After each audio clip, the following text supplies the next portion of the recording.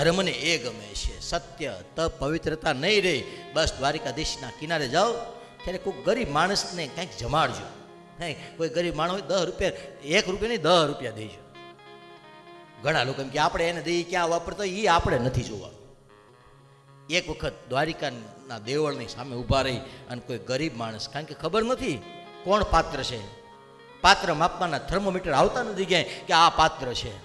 બસ દીધા કરો, ક્યાંક કોક એવો નીકળી જાય કે સાચી એની અંદર જરૂર હશે અને એનો જ્યારે આશીર્વાદ મળી જાય, એ જ્યારે હાથ મૂકી દે.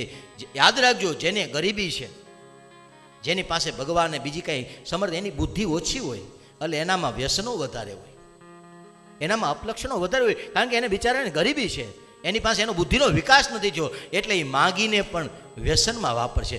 એવા સમયે એનું એ ન વિચારો કે એ ખોટા રસ્તે, બસ ભગવાને આપણને આપ્યું છે, આપણે સારા રસ્તે વાપરો. એ દાન એ કળિયુગનો ધર્મનો ચોથો પગ છે, એના આધારે હું તમે બધા ઊભા છે. એટલે દાન કરો, જમાડો, ગરીબ માણસને દો, બેન દીકરીને દો, જ્યાં એવું લાગે કે આપણી સંપત્તિ, કારણ કે વાપરશો તો વધશે.